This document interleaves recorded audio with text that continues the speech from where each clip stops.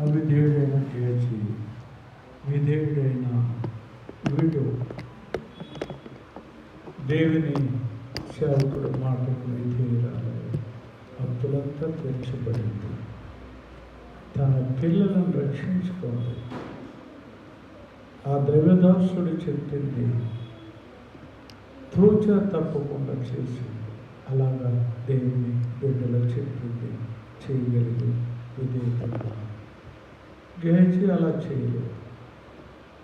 అతడు వేరే మార్గాన్ని వెళ్ళాడు, కానీ శాపం తెచ్చుకున్నాడు.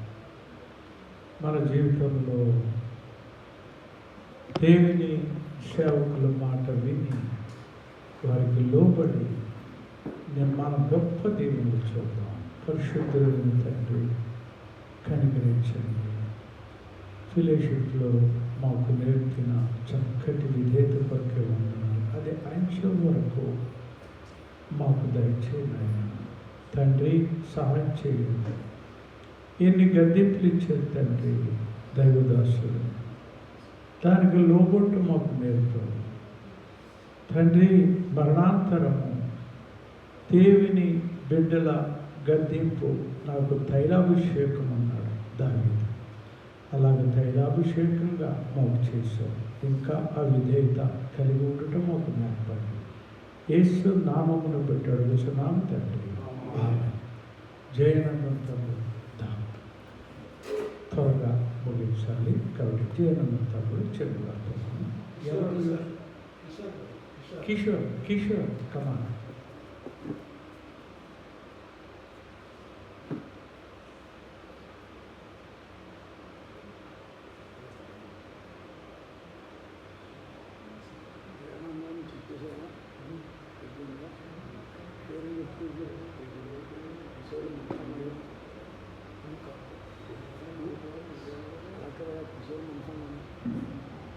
చిన్న ప్రార్థన చేద్దాం. సర్వశక్తిమంతుడా, సహాయం చేయండి.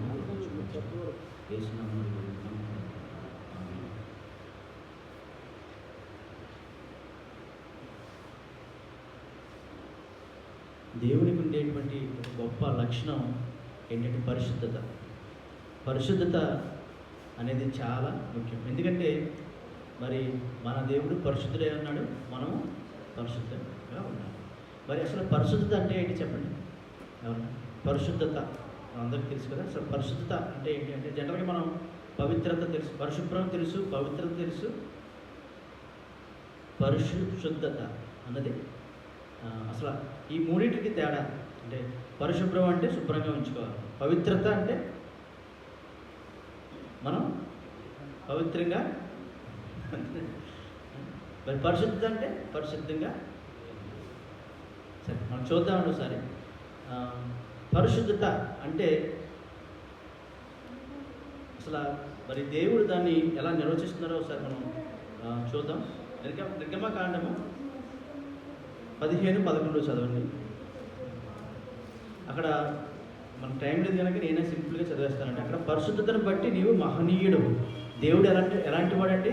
మహనీయుడు. పరిశుద్ధతను బట్టి మహనీయుడు. మరి అలాగే లేవీకాండము 11:44లో నేను పరిశుద్ధుడిని కనుక మీరును పరిశుద్ధుడై ఉండుడి.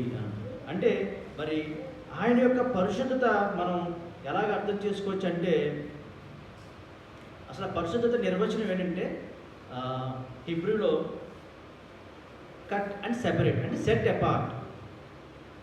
సెట్ అపార్ట్ అంటే మనం దేవుని నుండి ఏంటంటే వేరుపరచుకోవడం అనమాట.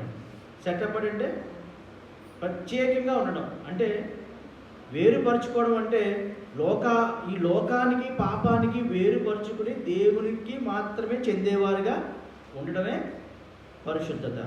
పరిశుద్ధత అంటే మనం ఇంకా దేవుడికే అంకితం. మనం సింపుల్గా అర్థం చేసుకోవాలంటే దేవుడికే అంకితం. ఇప్పుడు మరి దేవుడికే అంకితం అయినప్పుడు మరి దేవుడు పరిశుద్ధుడు కనుక అప్పుడు మనం ఏమవుతామండి? పరిశుద్ధులం అవుతాం. మరి ఈ పరిశుద్ధత అనేది జనరల్గా మరి మనిషికైనా ఉంటుంది, మనిషికైనా ఉంటుంది పరిశుద్ధత. మనకి చాలా అట్లా చూస్తూ ఉంటాం. పరిశుద్ధత అనేది మనం దేవుడు 6 దినాలు సృష్టి చేసిన తర్వాత 7వ రోజున ఏం చేశారంటే పరిశుద్ధపరిచాడు. అంటే టైంని కూడా పరిశుద్ధపరుస్తున్నాడు దేవుడు కదండి. దేవుడు ఏం చేస్తున్నాడంటే టైంని కూడా పరిశుద్ధపరుస్తున్నాడు. అలాగే దేవుడు పని అంతా చేసి అన్ని రోజులు పనిచేసి మంచిదని నేర్చి మంచిది ఎంచి దేవుడు ఆ పనిని కూడా పరిశుద్ధపరిచాడు. అంటే పరిశుద్ధత అనేది మనుషులకే కాదు, పరిశుద్ధత అనేది దేవుడికి చెందిన ప్రతి వస్తువు ప్రతిదీ కూడా పరిశుద్ధత కలిగి ఉంటాయి. ఇప్పుడు మనం టైం చూసాం, అలాగే పని, దేవుని పని కూడా పరిశుద్ధమైంది. మనం చేసే ఏ పనైనా సరే, అంటే మనకు కలిగి ఉండే ఉద్యోగాలు కానీ చేతి పనులు కానీ ఏదైనా సరే మనం ఎలా చేయాలంటే దేవుని పిల్లలుగా యాజ్ ఎ క్రిస్టియన్గా మనం ఎలా చేయాలంటే పరిశుద్ధంగా చేయాలండి. అంటే ఒక క్రిస్టియన్గా ఈ పని చేసుకుని వెళ్ళాడంటే కనుక మరి అది చేసింది ఎవరు అంటే అంత పెర్ఫెక్ట్గా చేయాలన్నమాట. అంటే మనం చాలామంది చూస్తాం పని ఏదన్నా అప్పచెప్పామనుకోండి అలా పైపైకి వెళ్ళి వెళ్ళిపోతాం కదండి. లేదంటే దాన్ని ఇంకా మనం అనుకున్న దానికంటే అలాగా చేయకూడదు. అంటే ఎందుకంటే పని అప్పగించింది దేవుడు మానవునికి అప్పగించింది ఏం చేసి ఆది కాండంలో సేద్యపరచమన్నాడు. అంటే మనకి ఒక పని అప్పగించాడు, కానీ ఆ పని అనేది ఆయన పరిశుద్ధపరిచాడు. అలాగే నెక్స్ట్ చూస్తే కొన్ని వస్తువులకి కూడా దేవుడు ఏం చేశాడంటే పరిశుద్ధత ఇచ్చాడు.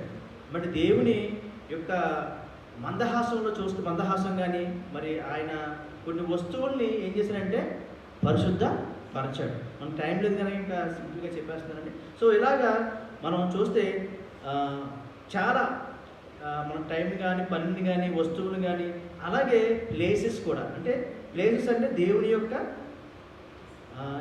యొక్క మహిమ ఎక్కడైతే ఉంటుందో అంటే ఆ యొక్క మహిమ ఉండే ప్రతిదీ కూడా దేవుడు ఎలా చేశారంటే పరిశుద్ధమైనటువంటి ఆలయంగా కూడా చేశారు. అంటే ఇక్కడ పరిశుద్ధత అనేది ఆలోచిస్తే దేవునికి ఉన్నటువంటి ఒక ప్రత్యేకమైన గుణం. అంటే పరిశుద్ధత దేవునికి మాత్రమే చెందింది.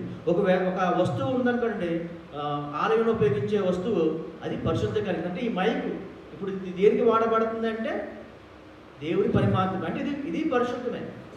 ఇప్పుడు చైర్స్ ఉన్నటువంటి ఆ క్లాక్ మొత్తం అన్నీ కూడా దేవుని పని కోసం మాత్రమే ఉపయోగిస్తాం. ఇంకేదైనా దేనికైనా ఉపయోగిస్తామండి? దేవునికి ఇవన్నీ కూడా దేవునికి మాత్రమే చెందినవి. కాబట్టి ఇవన్నీ కూడా ఏంటంటే పరిశుద్ధం కలిగినటువంటి వస్తువు. కాబట్టి ఈ వస్తువులు పరిశుద్ధం, ఇక్కడ ప్లేస్ పరిశుద్ధం. కానీ మనం పరిశుద్ధంగా ఉన్నామా, దేవుని ప్రత్యేకపరుచుకున్నామా, దేవుడి నుంచి మనం క్లోజ్గా ఉన్నామా, లోకాంశాల నుంచి వేరుపరుచుకుని మనం పరిశుద్ధంగా ఉన్నామా లేదంటే మనం పరిశీలించుకోవాలి. కాబట్టి ఈ యొక్క పరిశుద్ధత అనేది చాలా ముఖ్యం. పరిశుద్ధత లేకుండా దేవునికి మనం ఇష్టడైనట్టు అసాధ్యం అన్నమాట. అంటే విశ్వాసం లేకుండా దేవుడికి ఇష్టడైతే అసాధ్యం అనగా పరిశుద్ధత లేకుండా కూడా దేవునికి ఇష్టడైనట్టు కూడా మనం అసలు ఇంపాసిబుల్. ఎందుకంటే ఆయన పరిశుద్ధులు, మనల్ని కూడా పరిశుద్ధంగా ఉండమన్నాడు. కాబట్టి ఈ యొక్క పరిశుద్ధతను దొంగిలించడానికి సాతాను అనేకమైన కుట్రలు చేస్తాడు. ఎందుకంటే దేవుడి నుంచి వేరుపరచడానికి వాడు ఉపయోగించే పెద్ద అస్త్రం ఏంటంటే ప్రతి ఒక్కరి పరిశుద్ధతను దొంగిలిస్తూ ఉంటాడు. అంటే ఒక్కొక్కరు ఒక్కొక్కలాగా. అంటే మనకి ప్రథమంగా మనం మాట్లాడుకుంటే అబద్ధాలు ఆడుతూ ఉంటాం. ఇప్పుడు మన దేవునికి చెందిన వారు మన అబద్ధాలు ఆడచ్చా? అబద్ధానికి జనకుడు ఎవరండి? మనందరూ తెలుసు కదా, జనకుడు తండ్రి. అబద్ధానికి తండ్రే సాతాను. మరి మనం అబద్ధం ఆడాలంటే దేవుని పిల్లలమా తండ్రి పిల్లలమా? సాతాను పిల్లలమా? ఖచ్చితంగా సాతాను పిల్లలు. మనం అలాంటప్పుడు పరిశుద్ధత మన దేవుని ప్రత్యేకపరచుకునే వారు అవుతామా? అలాగే మరి అబద్ధమే కాదు, ఇంకా చూస్తే ఎక్కువగా ఎస్పెషల్లీ ఈ రోజుల్లో దేవుడు కోరుకునే, ఎందుకు అంత పరిశుద్ధత కోరుకుంటున్నాడంటే అది ఉంటేనే మనం ఆయన దగ్గరగా ఉండగలం. మరి ఈ రోజున మనం ఒక భోజనం చేయాలంటే ఎక్కడ చేస్తామంటే చక్కగా మంచి ప్లేస్లో చేస్తాం. అంతేగాని పెట్టకొప్ప దగ్గరికి వెళ్ళి తింటామా? తిన్నాం కదండి, తినలేం కదా. అంటే మనం ఒక పరిశుభ్రమైన మంచి ప్లేస్ని కోరుకుంటున్నాం. ఎందుకంటే అలాంటి ప్లేస్లో మనం తినగలం. అలాగే దేవుడు కూడా పరిశుద్ధంగా ఉన్నవారిని వాళ్ళ ప్రార్థనలు మాత్రం ఖచ్చితంగా ఆలకిస్తాడు. ఈ యొక్క పరిశుద్ధతను దొంగిలించడానికి సాతాను ప్రథమంగా ఉపయోగించేటువంటి గొప్ప అస్త్రం ఏంటంటే వ్యభిచారం అండి. ఈ రోజు చూస్తే మరి చాలామంది వ్యభిచారంలో పట్టబడుతున్నారు కదండి. యవ్వనంలో ఉండి ఎవరైనా సరే మ్యాక్సిమం అది తప్పించుకోవాలంటే చాలా కష్టం. సో మరి అటువంటి వ్యభిచారం కలిగినటువంటి స్త్రీని మనం మార్నింగ్ చూసాం కదా. స్త్రీని యేసు ప్రభు వారు ఆయన క్షమించాడు. మరి చూస్తే మనం జనరల్గా చూస్తే బైబిల్లో మన స్త్రీలు మాత్రమే వ్యభిచారం చేశారు, స్త్రీలు మాత్రమే వ్యభిచారం చేశారు అన్నట్టుగా ఉంటుంది. స్త్రీలకే శిక్ష, రాళ్ళెట్టి కొట్టాలని ఉంటుంది. అంతే, మగవాళ్ళకి శిక్ష లేదా అండ్ మగవాళ్ళకి శిక్ష లేదా? బైబిల్ దేవుడు ఓన్లీ వాళ్ళు మాత్రమే రాళ్ళెట్టి కొట్టమన్నాడా వ్యభిచారం చేస్తే? లేదండి, దేవుడు నీతిమంతుడు, న్యాయవంతుడు, యథార్థవంతుడు కాబట్టి ఆయన ఆడవాళ్ళనే కాదు కానీ మగవాళ్ళని కూడా రాయిలు పెట్టి కొట్టమన్నాడు అన్నాడు. ఈసారి వచనం చదవండి, లేవియకాండం 20:10.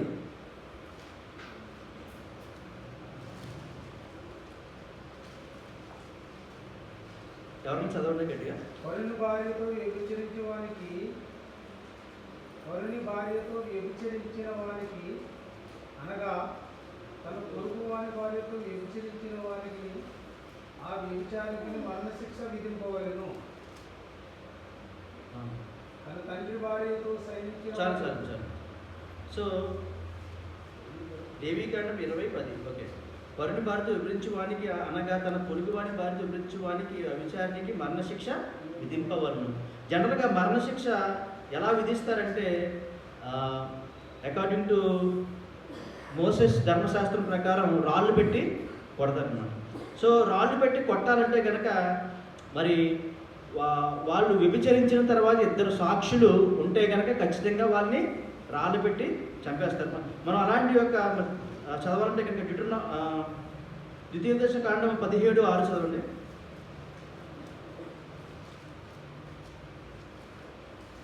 ఎలాగనగా నీ దేవుడైన యెహోవా నీతో చెప్పి ఉన్నట్లు ఒక సాక్షి మాట మీద వారికి విధింపకూడదు.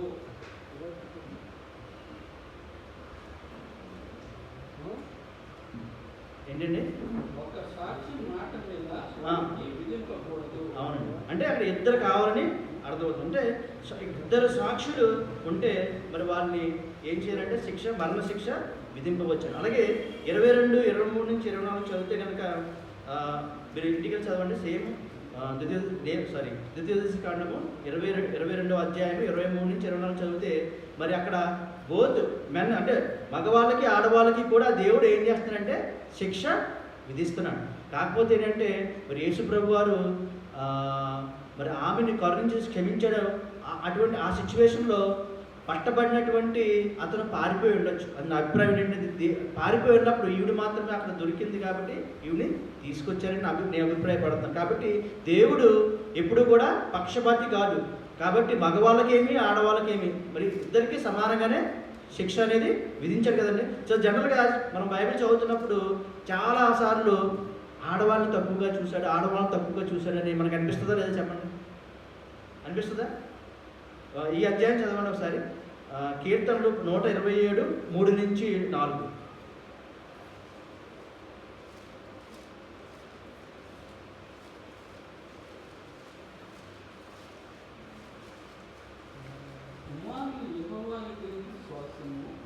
గర్భఫలము ఆయనకి బహుమానమే. యవనకాలమందు పుట్టిన కుమారులు భగవంతుని చేతుల్లో బాణులు అంటున్నారు. ఓకే, మనం చాలాసార్లు చదువుకున్నాం ఈ వాక్యం. కుమారులేనా, కుమార్తెలు కాదా? అంటే దేవుడు పక్షపాత? కుమార్తెల్ని ఎంచుకోలేదా? వాళ్ళు బలవంతుల చేతులు బాణం వంటి వారు కాదా? సువార్తకు పనికిరారా? చెప్పండి. దేవుడు పక్షపాతి కాదు. ఎందుకంటే మన తెలుగు ట్రాన్స్లేషన్ చేసేటప్పుడు అక్కడ కుమారులని రాసుకున్నారు అంతే. కానీ యాక్చువల్గా ఒరిజినల్ ట్రాన్స్లేషన్ కింగ్ జేమ్స్ వర్షన్కి వెళ్తే కనుక అక్కడ ఏమని ఉంటుంది అంటే చిల్డ్రన్ అని ఉంటుంది. అంటే చిల్డ్రన్ అంటే ఎవరండి? పిల్లలు. పిల్లలు అని ఉంటుంది అన్నమాట. కుమారులు, కుమార్తెలు అని అర్థం. కాకపోతే ఇది ట్రాన్స్లేషన్ చేసేటప్పుడు మరి కుమారులుగా రాయబడతాయి. ఒరిజినల్ ట్రాన్స్లేషన్ చూస్తే కింగ్ జేమ్స్ వర్షన్లో ఏమని ఉంటుందంటే చిల్డ్రన్ అని ఉంటుంది. కాబట్టి దేవుడు పక్షపాతి కాడు. ఇద్దరిని కూడా మరి బలవంతుని చేతిలో భారంగా చేసుకున్నాం.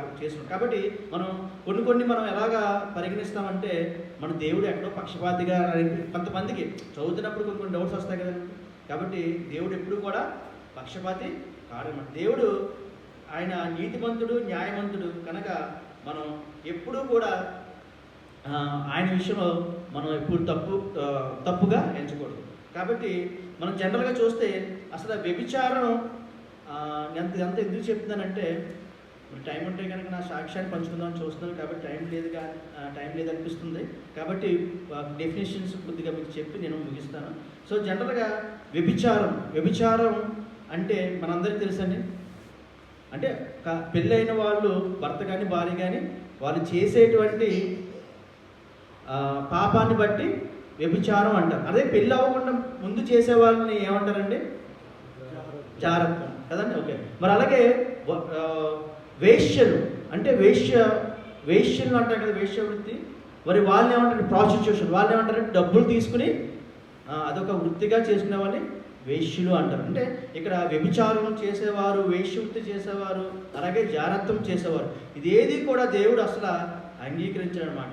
కాబట్టి మనం ఎలా ఉండాలంటే, మనం ఖచ్చితంగా పరిశుద్ధంగా ఉండడానికి మనం ఎన్నిటి విషయాల్లో చాలా జాగ్రత్తగా ఉండాలండి. మరి అలాగే చూస్తే గలతీయులకు రాసిన పత్రిక 5వ అధ్యాయం 19-21 చూస్తే కనుక ఒకసారి చదవండి ఎవరైనా సరే. గలతీయులకు రాసిన పత్రిక 5వ అధ్యాయం 19-21. శరీర కార్యములు స్పష్టమై ఉన్నవి. అవేమనగా జాగ్రత్తలు, అపవిత్రత, కామకత్వము, విగ్రహాలను, అభిచారము, ద్వేషములు, కలహము, మత్సరములు, క్రోధములు, కక్షలు, వ్యాధులు, విముఖములు, అసూయలు, మత్తతులు, అల్లరితో కూడిన ఆటపాటలు మొదలైనవి. ఓకే, సో నెక్స్ట్ చూస్తే కనుక 21వ అధ్యాయం, దేవుని రాజ్యం స్వతంత్రించుకున్నారని మీతో స్పష్టంగా చెప్పుచున్నాను. ఈ పైన చదివినటువంటి అన్నీ కూడా దేవుడు ఏం చెప్తున్నారంటే, ఇలా చేసేవారు మరి ఎవరి రాజ్యానికి అర్హులు కాదండి? దేవుని రాజ్యానికి అర్హులు కారు. కాబట్టి మనం అనుకుంటాం, మనం ఏదన్నా పాపం చేసిన తర్వాత ఆ పర్యవసానం ఖచ్చితంగా అనుభవించాలి. ఇప్పుడు మరి దావీదు కూడా చేశారు కదండి. దావీదు మరి దేవుడు క్షమించాడా? క్షమించలేదు. ఆ పర్యవసానాన్ని ఆయన ఖచ్చితంగా మరి అటువంటి పర్యవసానాన్ని ఆయన మరి దేవుడంతటి వాడే దావీదు మరి నా హృదయానుసారుడు అని చెప్పుకున్నటువంటి ఆయనే మరి అసలు వదలలేదు, కానీ ఆ పర్యవసానం ఖచ్చితంగా అనుభవించి తీరాడు. కాబట్టి మనం ఎప్పుడు కూడా దేవుడు కోరుకునేది ఫస్ట్ ఏంటంటే ఇప్పుడుతో చెప్తున్నాం కదా, పరిశుద్ధత. ఈ పరిశుద్ధత అనేది చాలా విషయంలో, ఎస్పెషల్లీ యూత్ చాలామంది, ఎవరైనా సరే, అది సాతాను ప్రథమ బాణం అదే అనమాట. కాబట్టి ఆ విషయంలో చాలా జాగ్రత్తగా ఉండాలి. అలాగే మరి మనం అటువంటి పరిశుద్ధత కోల్పోయిన వారితో సహవాసం చేస్తే ఏమవుతామండి? చెప్పండి. పరిశుద్ధత కోల్పోయిన వారితో సహవాసం చేసామనుకోండి, వారు అవుతాం. ఒక మంచి యాపిల్ పండు పక్కన ఒక కుళ్ళిపోయినటువంటి యాపిల్ పెట్టామనుకోండి, ఏమవుతుంది? మంచి పండు కాస్త పాడైపోతుంది. అంటే మరి మనం కూడా ఎటువంటి సహవాసం చేయాలంటే పరిశుద్ధులతోనే సహవాసం చేయాలి, కానీ మరి అపరిశుద్ధులతో, మరి పరిశుద్ధంగా లేని వారితో సహవాసం చేయకూడదు. ఎందుకంటే మరి అవిశ్వాసులతో మనకి పాలు పంచుకోకూడదు, అవిశ్వాసులు. అలాగే నీతికి దుర్నీతి ఏమి సాంగత్యము, అలాగే వెలుగురకు చీకటి ఏమి పొత్తు. మరి కొరింథీయులకు రాసిన పత్రిక 2వ కొరింథీయులకు రాసిన పత్రిక 6వ అధ్యాయం 14-15 చూస్తే అవిశ్వాసితో విశ్వాసికి పాలెక్కడ. మనందరూ తెలుసు కదా. మరి అవిశ్వాసితో విశ్వాసికి పాలెక్కడ అంటే, మనం చాలామంది మ్యారేజెస్ ఎలా చేసుకుంటారంటే, మ్యారేజెస్ కానీ రిలేషన్షిప్స్ కానీ అందరూ చాలా వాళ్ళ హృదయానుసారంగా వెళ్ళిపోతారు. కానీ మనం క్రిస్టియన్స్నే మ్యారేజ్ చేసుకున్నాం, మనందరికీ తెలుసు. కానీ ఈ రోజుల్లో క్రైస్తవులు ఎలా ఉన్నారంటే, క్రైస్తవుల్లోనూ కూడా విశ్వాసి అంటే ఎటువంటి విశ్వాసి? మళ్ళీ దాంతో పేరు పెట్టాను, నిజమైన విశ్వాస. మనం అడుగుతాం కదా, పెళ్ళిళ్ళు పెట్టినప్పుడు నేను కూడా ఫాస్ట్ గారు చెప్తాను, విశ్వాసి రాని చూడమంది జనాలకు చెప్తా, అంటే నిజమైన విశ్వాసం కావాలంట. అంటే ఎందుకంటే చెబుతున్నామండి, ఈ రోజున అందరూ కూడా విశ్వాసులే. కానీ సాతాను వెలుగు దూతగా మరి సంఘంలో ప్రవేశించి ప్రతి ఒక్క విశ్వాసిని కూడా అపవిత్రపరిచి మరి ఆ పరిశుద్ధతను దొంగిలించి మరి ఫ్యామిలీస్, ఎస్పెషల్లీ ఎందుకంటే చర్చ్ అంటే సంఘం అంటే కుటుంబాలు మరి చిన్న భిన్న అవడానికి గల కారణం ఎక్కడ మొదలవుతుందంటే, మరి ఒక వ్యక్తి నుంచి చిన్న భిన్నం మెయిన్ పోల్ తీసేస్తే ఒక 4 పోల్స్లో ఒక పోల్ తీసేస్తే ఖచ్చితంగా మూడు పోల్స్ కూడా పడిపోతాయి. అలాగే కుటుంబంలో విచ్ఛిన్నం చేయడానికి మరి సాతాను ఎవరు వీక్గా ఉంటారా అని ఎంచుకుని వారిని ఏం చేస్తుందంటే ఈ యొక్క అపవిత్రలోకి మరి పరిశుద్ధత లేకుండా ఉండేలాగిన మరి ప్రయత్నం చేసి మరి ఖచ్చితంగా వారి యొక్క జీవితాన్ని మరి నాశనం చేస్తుంది. మరి అలాగే చూస్తే కనుక 2 కొరింథీయులు 7:1 చదవండి ఎవరన్నా. ప్రియులారా, మనకి వాగ్దానంలో ఉన్న కనుక దేవుని భయంతో పరిశుద్ధతను సంపూర్తి చేసుకుంటూ శరీరమునకును ఆత్మకును కలిగిన సమస్త కల్మషము నుండి మనల్ని పవిత్రులుగా చేసుకుందాము. ఏం చేసుకోవాలండి? పరిశుద్ధతను సంపూర్ణం చేసుకుందాం అంటున్నాడండి. ఏమంటున్నాడు అంటే చాలామంది ఇప్పుడు అనుకుంటాం, ఒకసారి మనం తప్పు చేశాం కదా, మరి ఇంక మనం దేవుని దృష్టిలోకి అంతేనా అనుకోవచ్చు. కానీ ఇక్కడ ఏమిటంటే ప్రోగ్రెసివ్ సాల్వేషన్ అంటే దేవునిలో మనం పశ్చాత్తాపడి ప్రాయశ్చిత్తం చేసుకుని చేసిన తప్పును ఒప్పుకుని మరి ఆ యొక్క ప్రోగ్రెసివ్ సాల్వేషన్ అంటే మనం దినదినము మళ్ళీ ఆయన యొక్క పరిశుద్ధలోకి రావచ్చు. అంటే పరిశుద్ధత కోల్పోయినంత మాత్రాన మరి అక్కడితో అయిపోలేదు. ఎందుకంటే దేవుడు మన కృపామయుడు కనుక. కాకపోతే మనం ఏం చేయాలంటే ప్రతిదినం కూడా ఆయన మన పాపాలను ఒప్పుకుని క్షమించమని ఖచ్చితంగా ఆ యొక్క ప్రోగ్రెసివ్ సాల్వేషన్ అంటారు అనమాట. అంటే దినదినము మనం క్రీస్తు స్వారూప్యంలో మారడానికి పరిశుద్ధతలోకి రావడానికి మనం ఏం చేయాలండి? ప్రయాస పడాలి. ఖచ్చితంగా మనం అలా ప్రయాసపడినట్లయితే ఒక రోజున మనం అందరం కూడా అటువంటి పరిశుద్ధత కలిగిన వారం అవుతాం, మరి దేవునితో సాంగత్యం కలిగిన వారం అవుతాం. కాబట్టి మనందరం కూడా మరి దేవుని యొక్క పరిశుద్ధతకు మనం ఇంపార్టెన్స్ ఇచ్చి మన జీవితాల్లో దేవుని యొక్క ఆశీర్వాదాలను మనం పొందుకోవాలని కోరుకుంటూ ఇచ్చిన అవకాశాన్ని బట్టి మరి పాస్టర్ గారికి మరి అలాగే సంఘ పెద్దలకు అందరికీ కూడా ఇంకా ధన్యవాదాలు తెలియజేస్తాను. Thank you so much.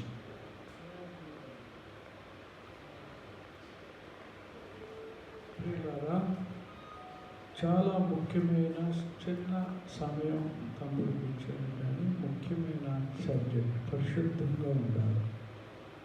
కాబట్టి మన జీవితంలో మరి దీవెనముగా చాలామంది కొందరు సడుగుతున్నట్టు విన్నాను. ఏంటంటే అస్తమాన జోగారి గురించి అమ్మగారి గురించి చెప్తారు.